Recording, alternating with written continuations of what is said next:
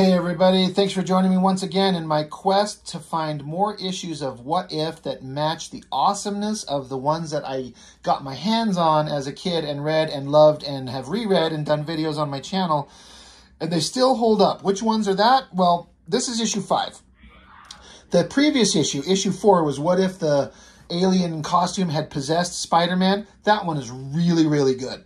The issue after this is What If the X-Men Lost Inferno. That one is maybe the best one ever done, in my opinion. So this is right in the middle of those. And there were several great issues of this What If. And so I've done videos on all the ones that I had and enjoyed. And I picked up these 2 books today. And I just got done doing my video on this crazy-ass fucking book. What a weird, weird, weird thing.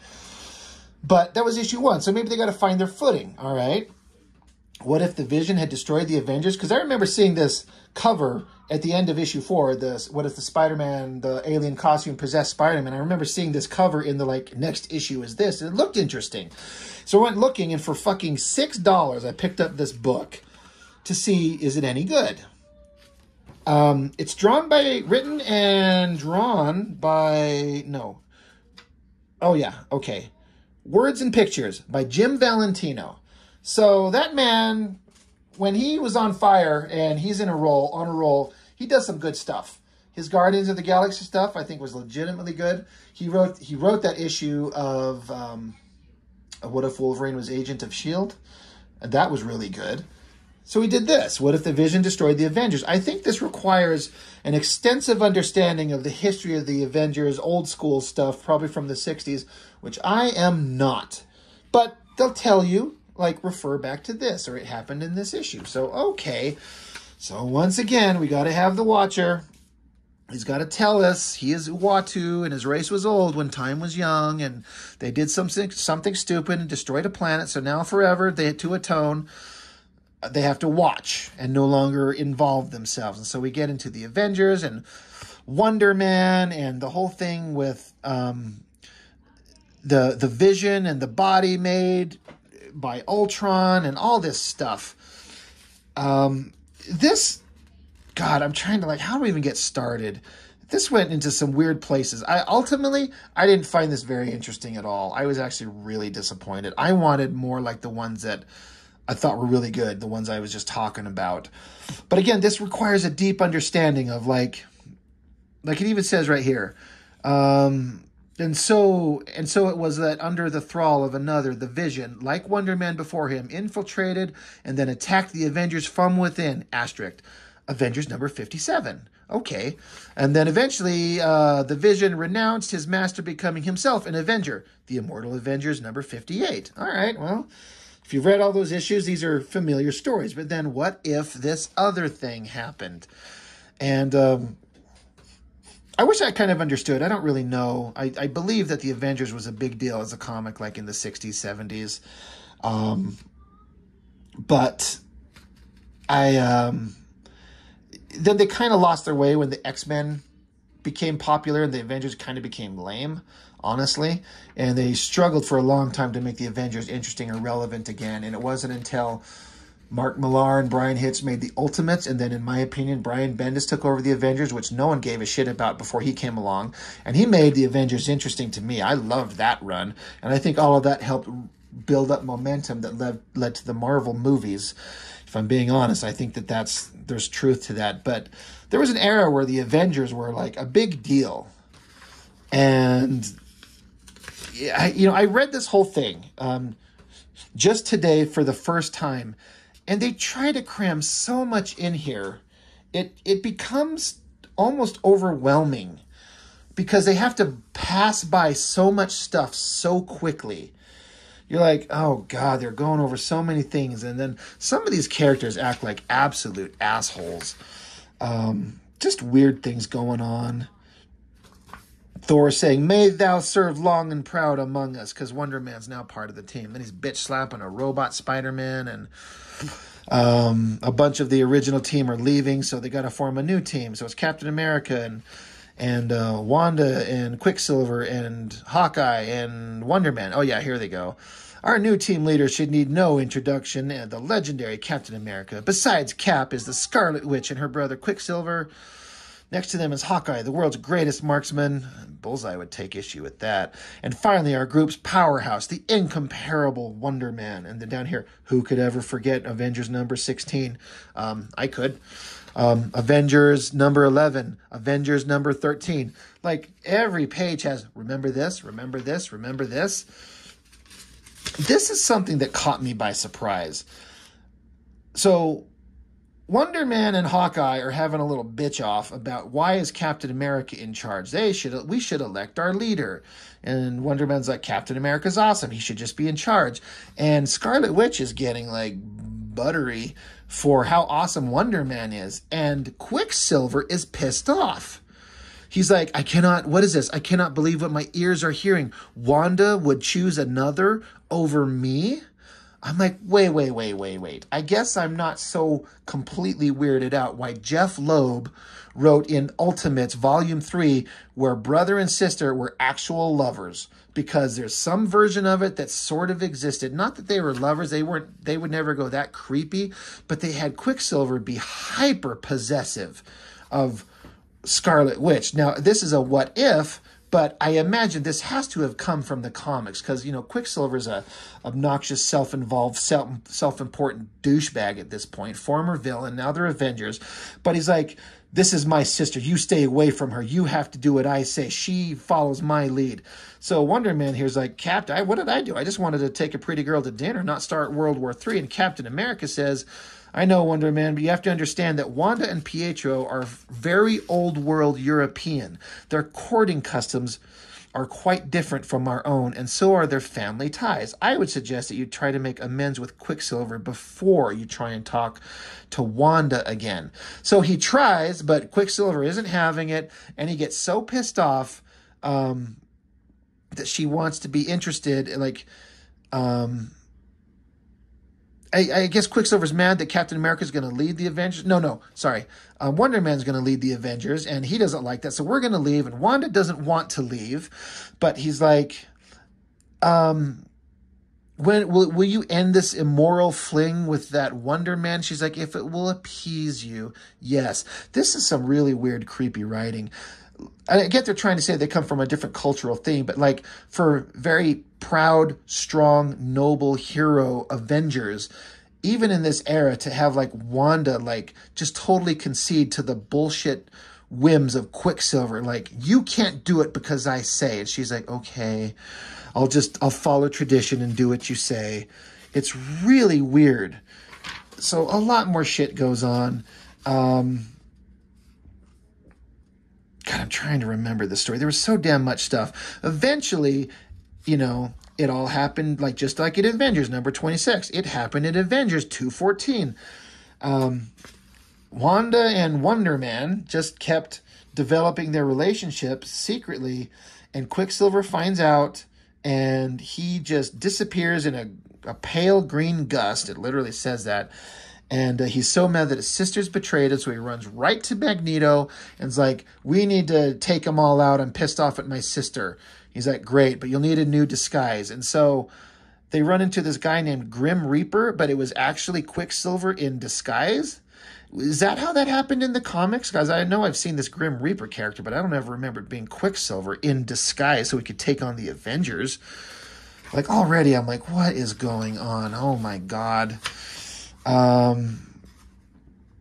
So then Quicksilver's like freaking out. He's screaming, from this day forth, I have no sister. And when next we meet Avengers, you will all die. And so then Magneto and Quicksilver were pitting Avenger against X-Men. And then Magneto shows up. He's going to drop a big old steel container on her.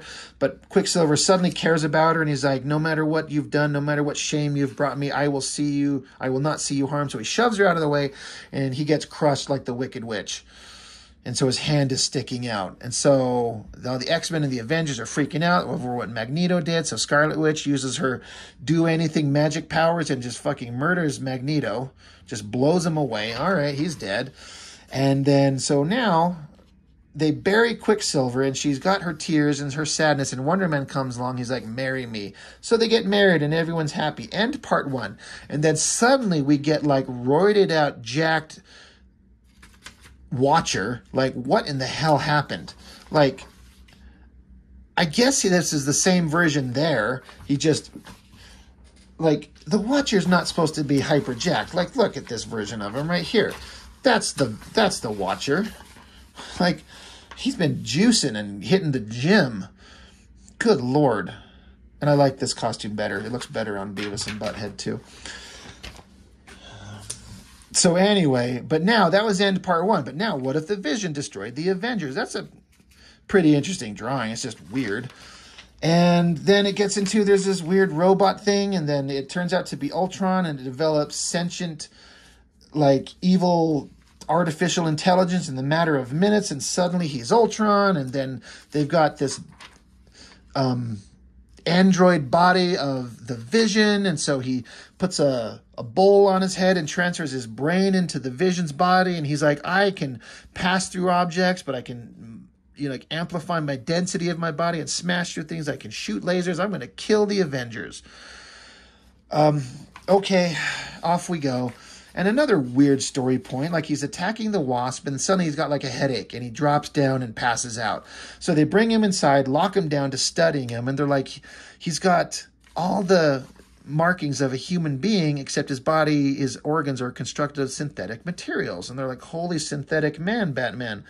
They're like, oh, wait, he's starting to move. Then he just jumps up and starts beating the shit out of the Avengers. Wonder Man jumps on him, and, you know, you're not going to kill anybody, zaps him, blows a hole in his chest. Wanda, the Wasp, shoots at him. She swats her away. This guy screams and freaks out, and so Scarlet Witch is using her hex powers, but apparently she's too stupid, and he goes intangible and shoots the guy behind him, chokes her out, and he's standing there triumphant. He has defeated the Avengers. Like, okay. I mean, it makes sense. Like, he's this all-powerful android god, so I can get it. Oh, wait, hold on. You got Chris Evans and Robert Downey Jr. and Chris Hemsworth. They show up. They're going to smash ass. Avengers assemble. But, oh, no, he keeps turning intangible, and they keep shooting each other, and they're not doing very well until Thor shows up, and I guess Wonder Man's back on his feet somehow. I don't know what the hell's going on. They keep beating ass on each other. And so, what's his name here? Hank Pym, he goes in and he's going to be Ant-Man again. Wanda's trying her hex powers. She slaps him away. Wonder Man's pissed off, but we got Ant-Man. He's back. He's, you know, he's going to represent. He's going to bring old school Avengers thunder. So, Vision and Wonder Man are duking it out. They're holding them. This is a dumb thing. This Vision guy, he's been killing and murdering and beating the shit out of everyone. And they got him. Why the Vision can't turn intangible, but somehow Iron Man and Thor are holding him. So Wonder Man's like, hold on to him for a minute. And stupid Thor's like, nay, Wonder Man, 'tis cowardly to strike a foe thus. Really, Thor? This guy's been murdering and killing people, and you're like, now we've got him. We can't punch him now. So Wonder Man's like, I'm not going to hit him, Thundergun. I'm going to rip out his artificial heart. Oh, and then, you know, Vision just gets free and rips out the heart, I guess, somehow, sort of Wonder Man. Isn't he a ball of energy or something? And so suddenly Thor loses his cool and slams him down. So now he can beat the shit out of him. Now that he's murdering his friends, now Thor can beat him up. This is written so terribly. I like Valentino. He's written some good shit. This is not it. So they got to get him away, save his life. So he's like, Thor, we need Dr. Blake in sickbay right now. So Thor stops fighting the Vision to go be a doctor to this guy in this moment where the bad guy's still fighting. But then Ant-Man shows up riding ants, and he jumps into his mouth, and now he's running around inside his body, tugging on giant cords. And he's like, there, I can only pray I've guessed correctly. And the dialogue box says he did. And then they just go back. Okay, going back to now the fight's over. I guess the Vision's body's done. He pulled the cord. I guess the fight's over. Good, problem solved. But Wonder Man's chest is glowing, and they're like, oh my God, he's going to die. What do we do? He's beyond medicine now. Is his brain still functioning? Meanwhile, Iron Man's picked up the now non-functioning body of the Vision, And he's like putting them on display so it'll serve as a reminder. I'm like, dude, we just got done fighting him. Like, Wanda's in tears. Our hero friend is dying. We're trying to save his life. And you're putting up a fucking display of the body of the villain we just defeated 5 seconds ago. Who the fuck wrote this? But they're like, no, we can use his body. We can transfer his mind into the android's body, which they do. And Wanda's like, oh, you're going to play God. You're going to take my boyfriend, my husband, whatever, and transfer his brain into the body of this thing. But eventually she gets into it and she does crazy robotic sex things to him. And once again, the cosmic balance is set right. What the hell was that? It was so convoluted. Oh my God. Once again, I wish that it was better than it was. Man, does that book get really good. That is maybe the best What If issue ever written. Written and drawn. Ron Lim was on fire, and it is fantastic. So, I'm kind of bummed out. Like I said, I just picked up these 2 issues today, and I wanted them to be amazing, and they are not. It's too convoluted. There's too much. It's too weird. I don't know. Some writers have a good idea and have a way to tell the story in a flowing manner that makes sense and get all the necessary information told in a condensed way. But then sometimes it's just like panel after panel of this happened, and then this happened, and then this happened, and then remember this, and remember this, and remember this. Oh my God, these were hard to get through. This first one was more entertaining because it just made no sense. This was so weird. Issue 1. Issue 5, Valentino wrote it and drew it, and it's not his best work. But it's still fun to get a chance to look at it and read it and see what the hell was going on, because I always wondered what was going to go on in this story. So that's it. That's it. I'm done for now. I'm going to go digging up more What If issues because I want to read some more good ones. But that's all for now. Thanks for watching. Bye.